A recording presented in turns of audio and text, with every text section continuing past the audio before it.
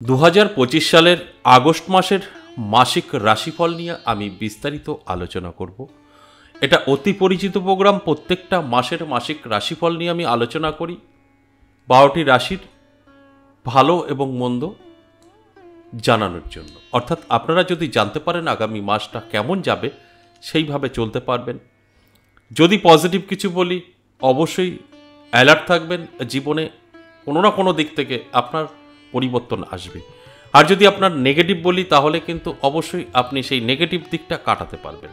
অর্থাৎ আমি আপনার নেগেটিভ বলছি বলে আপনার সাথে ঘটতে হবে তা কিন্তু নয়। আপনি আগে থেকে জানলে সেটাকে আটকানো সম্ভব। যে কারণে আমি প্রত্যেকটা মাসিক রাশিফলে আপনাদের অ্যালার্ট করার জন্য এই কথাগুলো বলি, যে আমার এই আলোচনা থেকে আপনারা অনেক কিছু বুঝতে পারবেন, অনেক কিছু জানতে পারবেন, সেইভাবে অ্যালার্ট থেকে নিজেকে সুরক্ষিত রাখতে পারবেন। দেখুন, মাসিক রাশিফল আলোচনা করা হয় গ্রহের গোচরের উপর, যে ওই মাসে গ্রহের অবস্থান কি আছে, কোনো শুভযোগ তৈরি করছে কিনা। যদি শুভযোগ তৈরি করে, সেই হিসাবে আপনাদের বলা হয় যে আপনাদের ভাগ্যের পরিবর্তন ঘটতে পারে। যদি দেখা যায় না শুভযোগ তৈরি হচ্ছে না একটাও, সেক্ষেত্রে বলা যেতেই পারে যে একটু সতর্ক থাকতে হবে। কোনো রকম উন্নতি আপনার এই মাসে নাও হতে পারে। তাই সম্পূর্ণ আলোচনাটা গ্রহের গোচরের উপরে নির্ভর করেই হয় মাসিক রাশিফলগুলো। এবং এই মাসিক রাশিফল আলোচনা আমি করি একমাত্র আপনাদের বোঝার স্বার্থে। কোন কোন দিক থেকে আপনারা অ্যালার্ট থাকবেন, কোন কোন দিক থেকে সম্পূর্ণভাবে সুরক্ষিত রাখার জন্য নিজেকে গুটিয়ে রাখবেন। এবং আপনারা যদি আগে থেকে জানতে পারেন আপনাদের ভালো এবং মন্দ, সেইভাবে তৈরি থেকে নিজেকে সুন্দরভাবে সামনের দিকে এগিয়ে নিয়ে যেতে পারবেন। তাহলে আসুন, এই যে আগস্ট মাসে গ্রহের গোচর কি বলছে, কোনো শুভযোগ তৈরি হয়েছে কিনা, সেই বিষয়গুলো নিয়ে একটু বোঝানোর চেষ্টা করি। এবং আপনাদেরও কিন্তু আপনার এই প্রোগ্রামটা দেখছেন, শুনছেন, আপনার রাশি কোনো না কোনো একটি আছে 12টি রাশির মধ্যে। এবার আপনি যদি ভাবেন যে এই কথাগুলো আমার সাথেও সমস্তটা মিলে যাবে, আমি এর সম্পূর্ণ ফল ভোগ করতে পারবো, সেটা নেগেটিভ বা পজিটিভ, সেটাও কিন্তু সঠিক নয়, ভুল ধারণা। কারণ প্রত্যেকের আলাদা আলাদা কিন্তু জন্মছক এবং হস্তরেখা। তাই এই আলোচনাটা সম্পূর্ণ অ্যাভারেজ এবং সর্বজনীন। এই গ্রহের গোচর, এই গ্রহের গোচর যে আপনার কতটা ভালো ফল দেবে, সেটা কিন্তু আপনার জন্মছক বিচার বিশ্লেষণ না করলে বুঝতে পারবেন না। এটা অ্যাভারেজ এবং সর্বজনীন। তাই সেক্ষেত্রে আমি আপনাদের একটু ভাঙিয়ে দিলাম। গ্রহের গোচর ভালো হবে বলে যে আপনারও ভালো হবে তা কিন্তু নয়। প্রত্যেকের আলাদা আলাদা কিন্তু জন্মছক বিচার বিশ্লেষণ করলে দেখা যাবে গ্রহের অবস্থান। সকলের সেম কিন্তু কখনোই থাকতে পারে না। দেখবেন আমার আলোচনা একটু ফলো করবেন। 50% বলি, আমার যে কোনো আলোচনায় 50% জাতক জাতিকাদের অবশ্যই বেনিফিট আসে, আর 50% জাতক জাতিকারা কিছু মিলিয়ে নিতে পারবেন না। তার কারণ একটাই, আপনাদের কিন্তু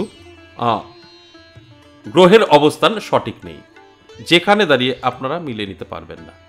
তাই আমি প্রত্যেকটা আলোচনাতে একটা কথাই বলি, যে আপনার যদি পার্সোনাল জন্মছক বা হস্তরেখা বিচার বিশ্লেষণ করে নিতে পারেন, সেখানে দাঁড়িয়ে কিন্তু সঠিক সিদ্ধান্ত আপনি নিতে পারবেন, সঠিকভাবে আপনি এগোতে পারবেন। আর যখনই দেখবেন যে আমি বলছি আপনার ভালো, কিন্তু আপনার ভালো হচ্ছে না, তখনই বুঝতে হবে আপনার গ্রহের অবস্থানগুলো সঠিক নেই, আপনার গ্রহ নক্ষত্র কোথাও গিয়ে। তাহলে আসুন, এই আগস্ট মাসে গ্রহ কি কি ফল আপনাকে দিতে চলেছে, কোনো শুভযোগ তৈরি হয়েছে কিনা, সেই বিষয়গুলো নিয়ে একটু আলোচনা করি। অবশ্যই এই আগস্ট মাসে বেশ কিছু শুভযোগ তৈরি করেছে, আর এই শুভযোগের ফলেই ভাগ্যের পরিবর্তন কিন্তু ঘটবে। যেরকম এই আগস্ট মাসের শুরুতেই যদি আমরা দেখি, তাহলে শনি কিন্তু দেখতে পাবো বক্রী অবস্থায় আছে, তবে খুব খারাপ ফল দেবে না, ভালো ফলই দেবে। এবং আরেকদিকে যদি দেখি, রবি এবং বুধের মিলনে, যেটা বুধাদিত্য রাজযোগ আমরা বলি, সেই বুধাদিত্য রাজযোগও কিন্তু তৈরি হয়েছে। সেক্ষেত্রে এই বুধাদিত্য রাজযোগেরও ফল কিন্তু 12টি রাশির মধ্যেই পড়বে কম বেশি। এবং শুক্রও কিন্তু রাশি পরিবর্তন করে লক্ষ্মীনারায়ণ যোগ তৈরি করবে। এই যোগগুলো সবকটাই শুভ যোগ। এছাড়াও বৃহস্পতির গোচর, এটাও দুর্দান্ত ভালো ফল দেবে। তাই কোন কোন রাজযোগ ভালো ফল দিতে পারে আগস্ট মাসে, সেই রাজযোগগুলোর আমি বলে আপনাদের বোঝানোর চেষ্টা করলাম। এই রাজ্যগুলো অবশ্যই ভাগ্যের পরিবর্তন ঘটাবে। আপনার অন্যান্য দিক থেকে যদি গ্রহের প্রবলেম থাকে, এই রাজ্যগুলো কিন্তু সেই খারাপ দিকটাও আপনার দিকে নিয়ে আসতে পারে। কারণ ভালো এবং খারাপ উভয়ই আমরা জানি যে আমাদের ভোগ করতে হয়। সেখানে দাঁড়িয়ে এই রাজ্যগুলো কিন্তু ছোটোখাটো খারাপগুলো কভার করে দিতে পারবে। তাই আমি এক কথায় যদি বলি, সেক্ষেত্রে অবশ্যই আমি বলবো যে এই আগস্ট মাস বেশ কিছু যে শুভ যোগ তৈরি হচ্ছে, এটা সকলের জন্যই ভালো এবং পজিটিভ। মেষ রাশির যদি আমি বলি, এই আগস্ট মাস একদম ওভারঅল তাহলে কিন্তু ভালো কাটবে, ওভারঅল ভীষণ ভালো কাটবে। এই মেষ রাশির জাতক জাতিকাদের আমি একটা কথাই বলবো, এই আগস্ট মাস আপনার কতটা ভালো কাটবে এটা কিছুটা আপনার উপরে নির্ভর করবে। আপনি যদি চান তো এই মাস খুব ভালো কাটাতে পারবেন। প্রথমত যারা মেষ রাশির জাতক জাতিকারা আছেন, পড়াশোনা করেছেন, শিক্ষিত হয়ে ঘরে বসে আছেন, কোনো রকম চাকরি বা কোনো ব্যবসা এখনো পর্যন্ত করতে পারেননি, চেষ্টা করেছেন, ব্যর্থ হয়েছেন, এই আগস্ট মাস আপনার জন্য কিন্তু খুব ভালো একটা খবর আনতে পারে। অর্থাৎ আপনি যদি ব্যবসা বলুন বা আপনি চাকরি বলুন, যোগাযোগটা যদি সঠিকভাবে করতে পারেন, আপনার কিন্তু বেকারত্ব দূর হতে পারে। প্রথম কথা, এই বেকারত্ব দূর হলে আপনি অনেকটাই কিন্তু ভালো থাকতে পারবেন। আমরা বেকারত্বের জ্বালাতেই কিন্তু ভুগে মানসিক চাপ তৈরি করি। তাই এদিক থেকে যথেষ্ট শুভ, এবং যারা পড়াশোনা করছেন তাদের ক্ষেত্রেও শুভ, এগুলো পজিটিভ। তবে সব কিছু তো শুভ হয় না। স্বাস্থ্যের ক্ষেত্রে কিন্তু বলবো কিছুটা সমস্যা তৈরি করবে। শরীরের যত্ন কিন্তু আপনার নিতে হবে, তা না হলে স্বাস্থ্যের প্রবলেমে আপনার কিছু সময় নষ্ট করতে পারে এই আগস্ট মাস। এবং লাভ রিলেশন খুব ভালো থাকবে। তবে অবিবাহিত যারা আছেন তাদের প্রেম ভালোবাসা করছেন, ভীষণ ভালো। বিবাহিত জীবনে কিছু সমস্যা তৈরি হবে, স্বামী স্ত্রীর মধ্যে ভুল বোঝাবুঝি, এটা আমি প্রথমেই বলেছি, আপনার উপরে কন্ট্রোল। সব কিছু আপনি চাইলে সব কিছু কিন্তু কন্ট্রোল করতে পারবেন। আর আপনি যদি মনে করেন যে না, যা হবে হবে, তাহলে কিন্তু খারাপটাই আপনার জন্য অপেক্ষা করছে। যদি মনে হয় না আমি এটাকে কন্ট্রোল করতে পারবো, 100% পারবেন। আপনার উপরে নির্ভর করবে এই গোটা মাস। তাই অবশ্যই দাম্পত্য পারিবারিক সুখ শান্তিতে একটু নজর রাখতে হবে, তা না হলে সমস্যায় পড়ে যেতে পারেন। এবং আপনার যত শত্রু আছে, আপনার জানা অজানা, সেই শত্রুগুলোও কিন্তু অবশ্যই এই মাসে আপনার কিছু ক্ষতি করতে পারবে না, দমন থাকবে। তাই এই সবটাই কিন্তু পজিটিভ। আমি যে আলোচনাগুলো করছি, মেষ রাশির জাতক জাতিকাদের আগস্ট মাস, এই সময়গুলো অর্থাৎ এই গোটা মাস আপনাকে কিন্তু এই সময়গুলোকে হিসাব করে চলতে হবে। সময় নষ্ট করা যাবে না, নষ্ট করলে কিন্তু এই ভুলটা আপনি চিরদিনের জন্য করে বসবেন। তাই হিসাব করে আপনাকে পা বাড়াতে হবে এবং নিজেকে কন্ট্রোল করে যদি চালাতে পারেন, আপনার জন্য যথেষ্ট শুভ এই আগস্ট মাস হতে চলেছে। তবে আমি শুরুতেই বলেছি, সব কিছু আপনার উপরে কন্ট্রোল। ধরুন আপনি চাকরি করছেন, চাকরি ক্ষেত্রেও কিন্তু শুভ। আপনার চাকরি ক্ষেত্রে অনেক রকম সমস্যা তৈরি হয়েছে, পরিশ্রম অনুযায়ী স্যালারি নেই, কোনো রকম প্রমোশন নেই, সেই জায়গাগুলো কিন্তু আপনার সব ঠিকঠাক হতে পারে। অর্থাৎ আপনি একটু যদি অ্যালার্ট থাকেন, ব্যবসা থেকে চাকরি সবেতেই কিন্তু উন্নতি। সম্পর্কও বললাম, আপনি চাইলে সুন্দর করে সম্পর্ক করতে পারবেন। তবে অবশ্যই আপনি অ্যালার্ট থাকুন। অ্যালার্ট থাকলে এই আগস্ট মাস সম্পূর্ণভাবে আপনি কাজে লাগিয়ে সুন্দরভাবে জীবনযাপন করতে পারবেন। অবশ্যই আমাদের প্রত্যেকের 12টি রাশিরই একটানা ভালো সময় কখনো যায় না, একটানা খারাপ সময়ও যায় না। তাই যদি আপনাদের ভীষণভাবে খারাপ সময় থাকে, তাহলে আমার সাথে কিভাবে যোগাযোগ করবেন সেই বিষয়টা একটু বলে নিন। দেখুন, অনেকেরই প্রশ্ন থাকে আপনার চেম্বারটা কোথায়। আমার কিন্তু কোনো চেম্বার নেই। আমি তারাপীঠ আমার কর্মের কারণে যাই, কর্মক্ষেত্রটা আমাদের কিছু সাধনা থাকে, হোমযজ্ঞ থাকে, সেগুলো রাতে হয়। যেখানে দাঁড়িয়ে দিনের বেলা আমি এই আপনাদের মতো যারা আছেন দেখা করেন, তাদের সঙ্গে সাক্ষাৎ করি, যেটা আমরা চেম্বার বলতেই পারি। এই চেম্বারটা তারাপীঠে হয় মাসে দুবার, শুরু এবং শেষ ইংরাজি মাসের। আর আমার মন্দির 10 মহাবিদ্যা কালীবাড়ি, বীরনগর। এখানে সপ্তাহে 3 দিন আপনারা পেতে পারেন, সোমবার, মঙ্গলবার, বুধবার। আর যারা আমার মন্দির দর্শনে আসতে চান তাদের জন্য কোনো বার নেই, আমার মন্দিরের গেটটা খোলাই থাকে। আপনারা আসতে পারেন, মায়ের দর্শন করতে পারেন।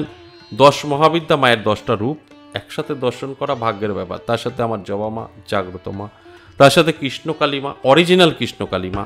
সোশ্যাল মিডিয়ায় কৃষ্ণকালী নিয়ে ঝড় তুলেছে, তারা কোনোটাই কৃষ্ণকালী চেনে না, কৃষ্ণকালী নয়। যদি আপনার মনে কোনো সন্দেহ থাকে, সঠিক কৃষ্ণকালী মা দেখতে হয়, আমার মন্দিরেই আসতে হবে, আমি চ্যালেঞ্জ করে বলতে পারি।